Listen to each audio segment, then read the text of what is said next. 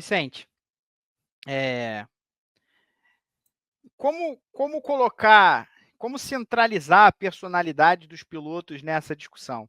Levando em conta essa relação, e aqui eu não vou nem para a Senna Prost, que é um extremo, né?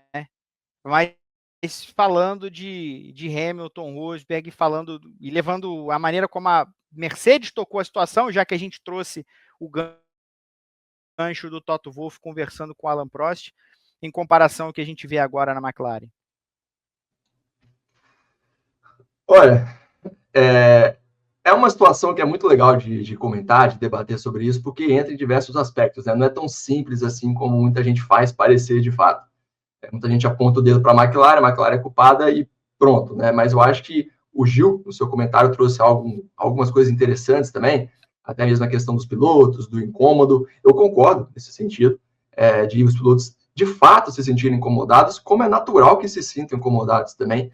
Só que eu falo que a aceitação é muito fácil por parte dos dois. E aí é também um ponto da minha decepção com os pilotos. O Lando Norris, ele é muito criticado pelos erros que faz em largada no ano passado, por ter muitas vezes não descido o pé nas lutas contra o Verstappen, e são críticas válidas quanto a isso, mas também toda essa crítica, todos esses erros tornaram o Lando Norris um piloto um tanto subestimado.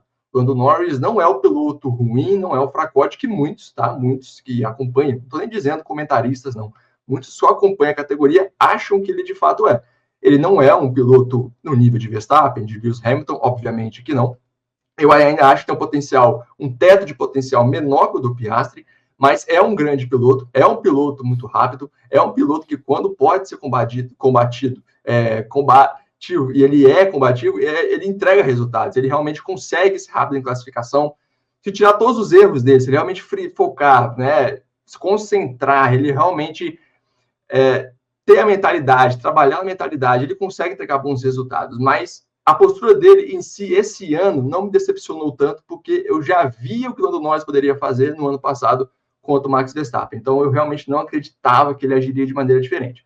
A minha decepção, e eu falo de mim nesse caso, é com o Piastri, sim, porque eu imaginava que o Piastri, da maneira que ele chegou à Fórmula 1, teve aquela briga com a Alpine, a McLaren fez de tudo para tirar ele da Alpine, conseguiu, ele foi campeão na F3, na F2, então chegou já com uma expectativa muito grande na categoria, com um piloto que é conhecido por ser frio, calculista. Então, pilotos dessa natureza são aqueles que normalmente não calculam muito bem o que fazem na pista. Eu não estou dizendo ser sujo, mas não tem impeditivos, né? Eu vou vencer, eu vou ser campeão.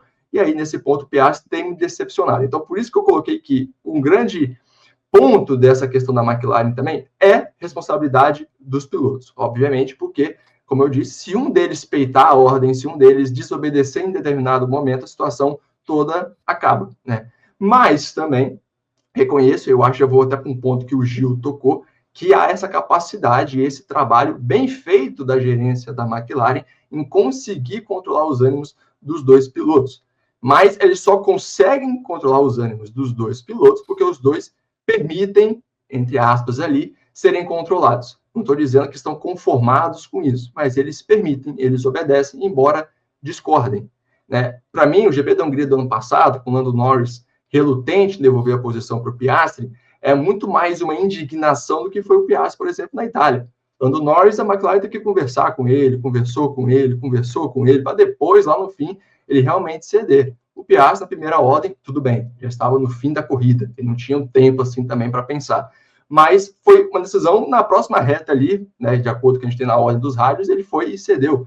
Né, questionou, obviamente, há uma conversa interna também na McLaren, a gente não pode ser inocente em acreditar que as declarações públicas ali é o ponto final da história. Claro que há uma conversa interna também na McLaren, mas, ao meu ver, é também uma falta de postura dos pilotos. Então, é um grande problema os pilotos, eles são um grande problema.